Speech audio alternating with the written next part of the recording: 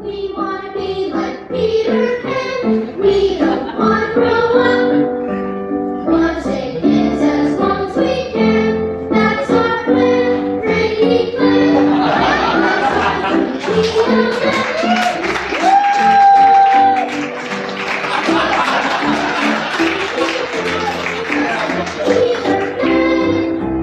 Being a man means you gotta show up for work. Keep staying in shirts and ties. Be grown up, keep not call up your friends and say, let's take the fun. Everybody need her friend. Sit down and listen. We all wanna be like Peter Pan. We don't wanna grow up. We never grow up.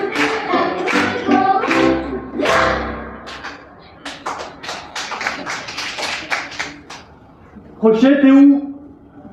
T'es où, Crochet? Manu, arrête! La prochaine fois, c'est toi qui fais Peter Pan, promis! Manu!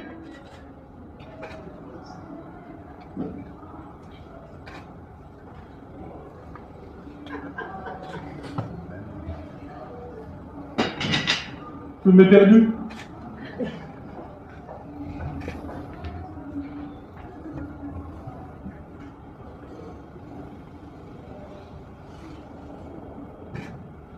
Tu sais, en fait, quand j'étais petit, je vivais au pays des contes de fées.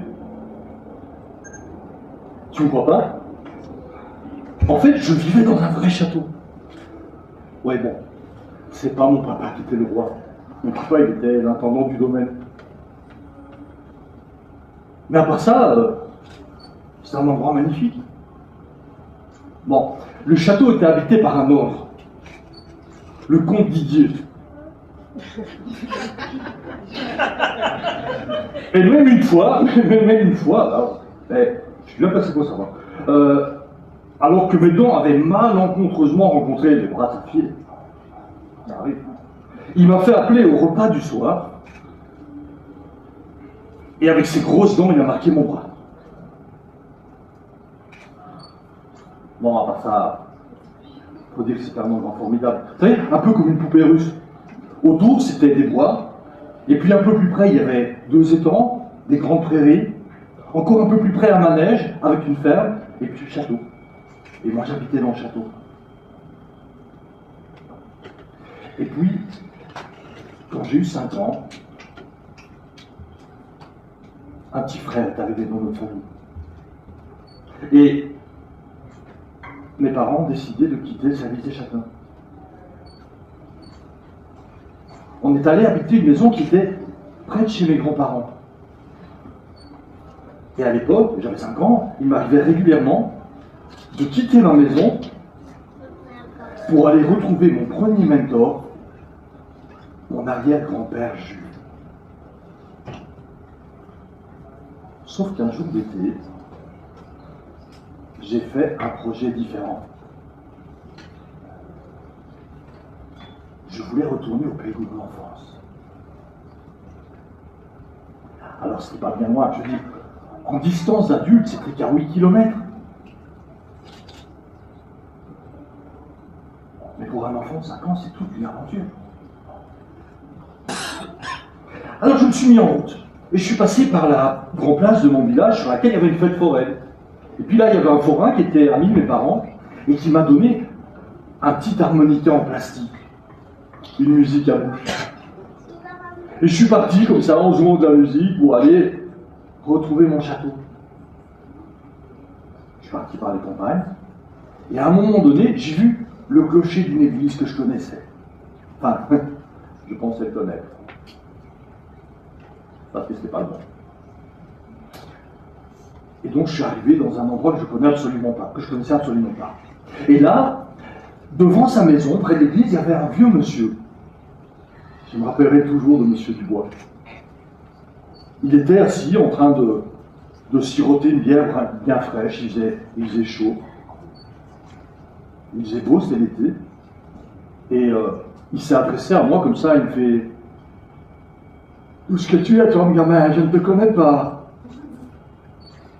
Je lui dis « Bah non. Je m'ai perdu. Alors il m'a fait parler. Il m'a fait parler et quand il a eu assez de renseignements, il a appelé le pharmacien qui était voisin de mes parents et je suis rentré chez moi, sur le siège avant de la Mercedes du pharmacien, fier comme un tabac. Juste avant la fessée. Si je te raconte ça, c'est parce qu'en fait, il y a des constantes dans ma vie. En fait, à chaque fois que j'allais pas bien, je retournais au château. Je retournais m'imprégner de mes racines, m'imprégner de mon enfance. Puis un jour, le comte est mort. C'est son fils qui est devenu comte. Et il a tellement transformé la demeure qu'un jour, je ne l'ai plus reconnu.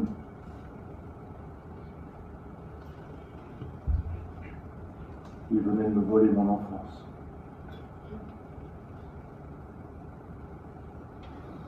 De quel droit? Ce jour-là, comme Peter Pan dans la chambre de ses parents, j'ai oublié comment on faisait pour voler. J'ai cessé de croire aux faits. Alors je me suis tourné. Je me suis retourné, j'ai cherché mon père. Papa. Papa. Papa. Tu sais, à de rares exceptions près, je n'ai pas trouvé de son vivant. On n'était pas complices tous les deux.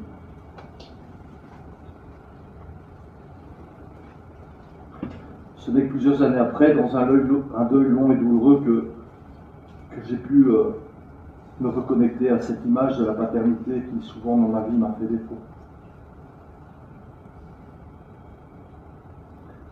Mais c'est là que le hasard, l'univers, on l'appellera comme on veut en fait, hein. Mais c'est là que la vie a toujours pris soin de moi. À chaque fois que je me perdais,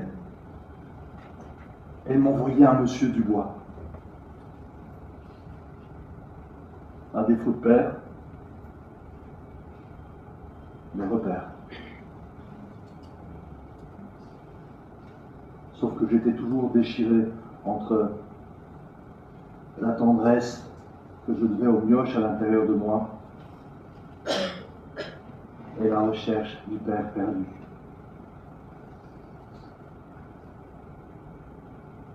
Et puis un jour, un mot m'a été donné en cadeau.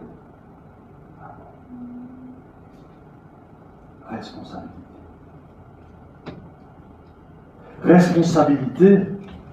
Tu sais, au début, j'en voulais pas de ce mot-là, moi. Je le confondais avec culpabilité.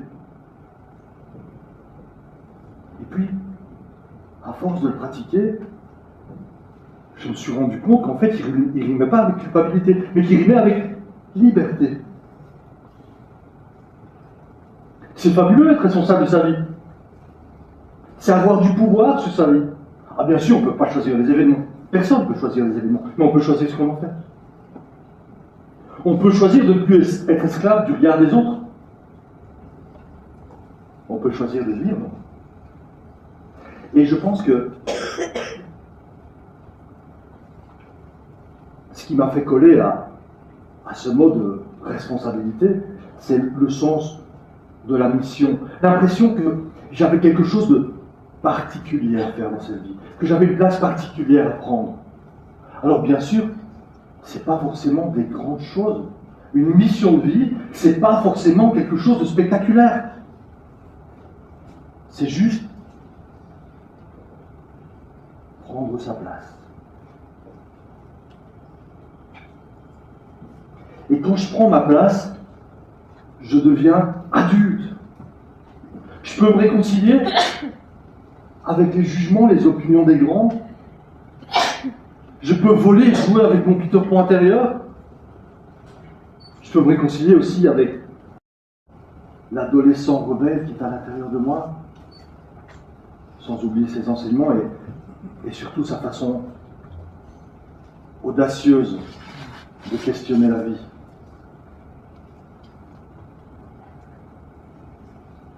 je suis là-dedans, quand je suis cohérent avec tout ça. Peut-être que moi aussi, je peux devenir un monsieur Dubois. Là-bas, sur le chemin, je vois un enfant qui s'approche. Il fait beau, un peu chaud, je profite de la vie simplement et cet enfant vient vers moi. Il a 5 ans environ, il marche d'un pas insouciant.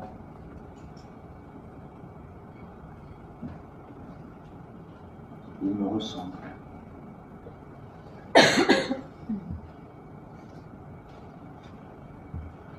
Et là, tout ça, ça me reconnecte à mon sens de la mission.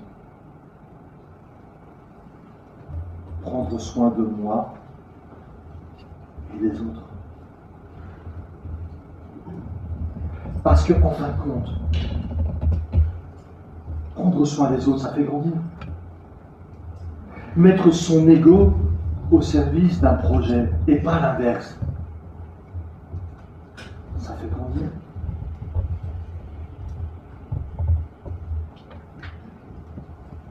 Ce que je fais dans la vie, ce sont juste des toutes petites choses. Les actes que je pose, ce sont juste des gouttes d'eau dans un océan ou des graines dans une forêt. Mais tu sais, l'océan, il est formé de gouttes d'eau. La forêt, elle est faite d'arbres qui un jour ont été des graines.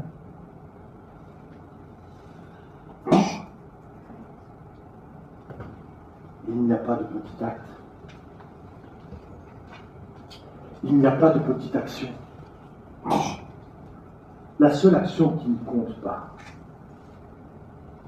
c'est celle qu'on ne fait pas.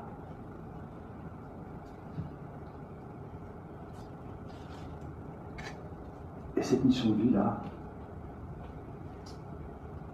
elle prend corps avec 3 mots.